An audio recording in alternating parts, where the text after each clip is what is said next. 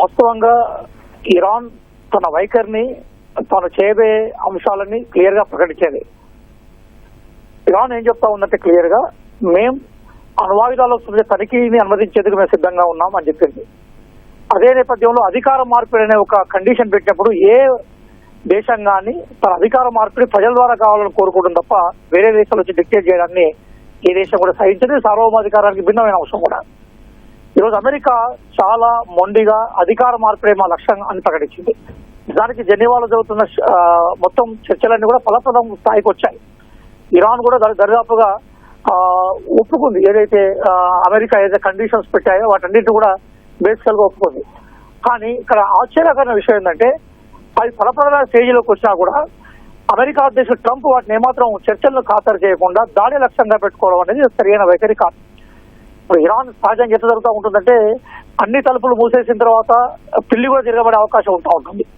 Iran అంత బలహీనమైన దేశం కూడా కాదు. ఇరాన్ కొన్ని దశాబ్దాల నుంచి మిసైల్స్ తయారు దేశము, అలాగే స్ట్రాటజికల్ గా హార్మోజ్ లాంటి జలసంధిలపై పట్టున్న దేశము. దాంతో పాటుగా అపారమైన యురేనియం నిల్వలు కానీ అట్లాగే దానికి అవసరమైన గ్యాస్ నిల్వలు కానీ ఇరాన్ దగ్గర అపరిమితంగానే ఉన్నాయి. కానీ సహజంగా అమెరికా ఇరాన్ ని పూర్తిగా చేతులు కట్టేసే ప్రయత్నం చేసి అధ్యక్షుడు వహించినప్పుడు ఇరాన్ ఆటోమేటిక్ గా తిరగబడే ప్రయత్నం చేస్తూ ఉంటుంది. అయితే అమెరికా ఇరాన్ కి భౌగోళికంగా సుదూరమైన తీరంలో ఉంది కాబట్టి ప్రత్యక్షంగా అమెరికా మీద దాడి చేయడం సాధ్యం కాదు. ఇక్కడ అమెరికా బేసిస్ ఏవైతే ఉన్నాయో ఆ దేశాలకు సంబంధించిన అమెరికా మిలిటరీ సవాళ్ళను లక్ష్యంగా పెట్టుకుంది. ఏదేమైనా కూడా మొత్తం మీద ఈ ఎపిసోడ్ కనుక ఇట్లే కొనసాగితే మొత్తం కరోనా తర్వాత ఇప్పుడిప్పుడే మెల్లగా రికవరీ అవుతున్నా, ఇప్పుడిప్పుడే పునరుజ్జీవనం పొందుతున్న ప్రపంచ ఆర్థిక వ్యవస్థ మాత్రం కుదేలైపోయే అవకాశం ఉంటుంది సార్. కాబట్టి వెంటనే ఇప్పటికైనా యుఎన్ఓ సరే యుఎన్ఓ బాగా నిర్వీర్యం చేసింది కూడా యునైటెడ్ స్టేట్స్ ఆఫ్ అమెరికా. అయినా యుఎన్ఓ కానీ ప్రపంచంలో ఇప్పటికీ అనుభవంగా మనకు గుర్తిస్తున్న మనకి చైనా కానీ, రష్యా కానీ, ఇంగ్లాండ్ కానీ, ఫ్రాన్స్ కానీ ఇట్లాంటి దేశాలు వన్ సైడ్ తీసుకోకుండా శాంతి చర్చల కోసం ప్రయత్నం చేయడం అనేది అన్నిటికన్నా మనం కోరుకోదగ్గ విషయం. అయితే ఈ రోజు ఎందుకు ఇరాన్ మిగతా గల్ఫ్ దేశాల మీద దాడులు చేస్తూ ఉందంటే ఇరాన్ మీద దాడులు చేసేటప్పుడు ఆ గల్ఫ్ దేశాలు ఏవి కూడా ఇరాన్ కు సహకరించే ప్రయత్నం చేయలేదు. కానీ కనీసం శాంతిని కోరుకునే ప్రయత్నం చేయలేదు. అమెరికాను కట్టడి చేసే ప్రయత్నం చేయలేదు. పైపెచ్చు అమెరికాకు సంబంధించిన మిలిటరీ స్థావరాలకి తమ దేశాలు బేస్గా ఉండడానికి ఉపయోగపడ్డాయి. కానీ ఇరాక్ కి వేరే పరిస్థితి లేదు. కానీ ఇరాన్ చాలా క్లియర్ గా చెప్తుంది ఇప్పటికైనా కూడా అమెరికాతో చర్చలకు తాను సిద్ధంగా లేదన్నది తప్ప మిగతా దేశాలు కనుక కలెక్టివ్ గా చెప్తే ఇరాన్ వినడానికి అవకాశాలు ఉన్నాయి. ఆ దిశగా ఆలోచించాలి తప్ప అమెరికా అధికార మార్పిడే మా లక్ష్యం అని చెప్పడం అనేది సమంజసం కాదు.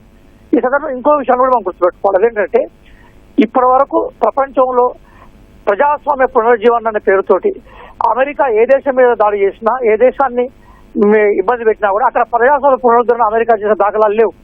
వీళ్ళకి కావాల్సిన ప్రయోజనాలు తీసుకున్న తర్వాత ఆ దేశాన్ని అక్కడిని మధ్యలో వదిలేసి వెళ్ళిపోయే సందర్భంలో కనబడతాం. అది ఇరాక్ లో సద్దాం హుస్సేన్ విషయంలో అది మనకు కనబడ్డది. అలాగే ఆఫ్ఘనిస్తాన్ లాంటి దేశాన్ని తాలిబాన్ లాంటి మత మౌఢ్యుల చేతుల్లోకి పెట్టడంలో అమెరికా కీలకమైన పాత్ర పోషించింది. అలాగే ఈరోజు వెనుజులాలో కూడా అతను అనుకూలమైన ప్రభుత్వాన్ని ఏర్పాటు చేయడం కోసము మొదలు కిడ్నాప్ చేసే ప్రయత్నం చేసింది. ఇవన్నీ మనకి ఏం చెప్తున్నాయంటే అమెరికా చెప్పేది ఒకటి, వాస్తవంగా ఆచరణలో చేసేది ఒకటి విషయం కనబడుతూ ఉన్నది. సరే మనం ఇప్పటికైనా కూడా ప్రపంచ దేశాలు ఏవైతే ఉన్నాయో వీటి ప్రభావం లేదు మూడో ప్రపంచ యుద్ధంగా మనం చూడలేం, కానీ మొత్తం ప్రపంచ దేశాల నుంచి ప్రభావితం చేసే యుద్ధంగా కనబడతా ఉంది. కాబట్టి మిగతా దేశాలు వెంటనే జోక్యం చేసుకుని శాంతి వైపుగా నడిపించే ప్రయత్నం చేయాలి. ఆ ఇరాన్ సంబంధించిన స్థితిగతులను కూడా మనం అర్థం చేసుకునే ప్రయత్నం చేయాలి. ఇక్కడ ఇరాన్ కి అన్ని ద్వారాలు మూసిన తర్వాత తమ దగ్గర ఏదైతే డోర్ ఓపెన్ ఉంటుందో ఆ డోర్ ఉపయోగించుకునే ప్రయత్నం ఇరాన్ చేస్తున్న విషయాన్ని మనం అర్థం చేసుకునే ప్రయత్నం చేయాలి. సార్ అటు ఇరాన్ కి మద్దతుగా నిలుస్తామని చైనా ప్రకటించింది, దీన్ని ఎలా చూడొచ్చు సార్? అంటే వాస్తవంగా ఇరాన్ ద్వారా బాగా లబ్ధి పొందిన దేశాలు ఏషియా దేశాలు ఏవైతే ఉన్నాయో అవి మొన్న వరకు భారతదేశం. అంటే దశాబ్దాల తరబడి ఇరాన్ దగ్గర నుంచి చాలా తక్కువ ధరకే మనం పెట్రోల్ తీసుకున్నాం. భారతదేశానికి సంబంధించి అనేక కోణాల్లో ఇరాన్ మనకు సహకరించింది. మన్మోహన్ సింగ్ గారు ప్రధానమంత్రిగా ఉన్నప్పుడు మనం యునోకు సంబంధించిన కొన్ని లోన్లలో ఇబ్బంది పడ్డప్పుడు కూడా మనకు సహాయం చేసింది. ఎవరు? ఇరాన్ సహాయం చేసింది. అలాగే రీసెంట్ గా చైనా కూడా విపరీతంగా ఇరాన్ సహాయం 83% ఆఫ్ చైనా క్రూడ్ ఆయిల్ అనేది ఇప్పటికీ ఇరాన్ నుంచి బయటకు వస్తా ఉన్నది. కాబట్టి ఈ రోజు హార్మోజ్ జలసంధి కనుక మూసివేయబడితే ప్రధానంగా ఎవరి ఆర్థిక వ్యవస్థ దెబ్బతింటా ఉంటుందంటే ఈ చైనాకు చాలా ఇబ్బంది ఉంటుంది. చైనా కానీ భారతదేశం లాంటి ఇవన్నీ కూడా విదేశాల నుంచి దిగుమతి చేసుకున్న ఆయిల్ క్రూడ్ మీద తమ ఆర్థిక వ్యవస్థ నడిపిస్తున్న దేశాన్ని. కాబట్టి సహజంగా చైనా కనుక క్రూడ్ ఆయిల్ ఆగిపోతే ఇరాన్ నుంచి సహజంగా చైనా ఇబ్బంది పడే అవకాశం ఉంటుంది. సరే ఇప్పటివరకు చైనా ప్రత్యక్షంగా ఇరాన్ కు సహాయం చేస్తున్న దాఖలాలు మనకు కనిపించవు కానీ పరోక్షంగా యుద్ధాన్ని వద్దని చెప్పింది. ఒకవేళ కనుక చైనా ప్రత్యక్షంగా ఇరాన్ కి సాయంలో కనుక ఉంటే బహుశా యుద్ధం ఇంకా తీవ్రత అవకాశం మాత్రం కనిపిస్తా ఉంటుంది. అసలు ఇరాన్ బలాబలాలు ఏంటి సార్ ఒకసారి, అంటే అమెరికాతో ఢీకొనే బలం ఉందంటారా? అంటే ఇరాన్ ని 3 అంశాల్లో మనం చూసుకోవాలి సార్. ఒకటి, స్ట్రాటజికల్ గా అది రైట్ లొకేషన్ లో ఉంది, పర్షియన్ గల్ఫ్ లో ఉంది. అది పర్షియన్ గల్ఫ్ లో ఉండడం వల్ల మొత్తం చమురు క్షేత్రం ఏది ఎక్కడి నుంచి ఆయిల్ బయటకు వచ్చినా, క్రూడ్ ఆయిల్ బయటకు ఎక్స్పోర్ట్ కావాలన్నా కూడా ఖచ్చితంగా పర్షియన్ గల్ఫ్ నుంచే పోవాలి. హార్మోజ్ జలసంధినే 30% ఆఫ్ ది క్రూడ్ ఆయిల్ ను తీసుకుపోయే ప్రాంతంగా అది ఉంది. అది స్ట్రాటజికల్ బలం. రెండోది ఏంటంటే ఇప్పటికీ అణ్వాయుధాలు తయారు చేసుకోవాల్సిన యురేనియం కానీ ఎల్పిజి కానీ అక్కడ వాళ్ళకు ఇరాన్కు ఉంది. మూడో అంశం ఏంటంటే ఇరాన్ కి చాలా ప్రాచీనమైన చరిత్ర ఉంది. మనకి ఇస్లామిక్ గాడ్స్ పేరు మీద ఒక 3 లక్షల ఆత్మాహుతి దళాలతో కూడుకున్న సైన్యం ఏదైతే అపారమైన బలం అది. కాబట్టి అనేక దేశాలతో సత్సంబంధాలు ఇరాన్కి. ఇరాన్ కి సంబంధించిన ఇష్యూలు ఇజ్రాయెల్ కి అమెరికాకి బాగా అభ్యంతరాలు తప్ప మిగతా దేశాలతో ఎక్కడ కూడా ఇరాన్ ఈవెన్ భారతదేశంతో తీసుకున్నా కూడా సత్సంబంధాలు నెలకొల్పే ప్రయత్నం చేసింది. కాబట్టి ప్రపంచంలో ఇరాన్ పట్ల సానుభూతి ఉంది, ప్రాచీన చరిత్ర ఉంది, బలమైన సైన్యం ఉంది, స్ట్రాటజికల్ లొకేషన్ ఉంది, అపారమైన వనరులు ఉన్నాయి.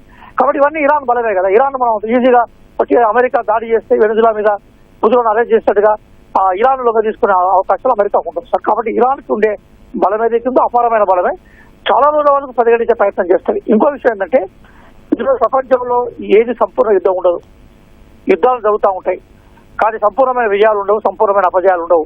కానీ యుద్ధం మాత్రం ప్రపంచాన్ని నాశనం చేస్తుంది. ఇప్పుడు ఈ దాడులు అట్లాగే యుద్ధం ఆ దిశగా పోతుందని మనం భావించాలి. ధన్యవాదాలు సార్ రియాజ్ గారు.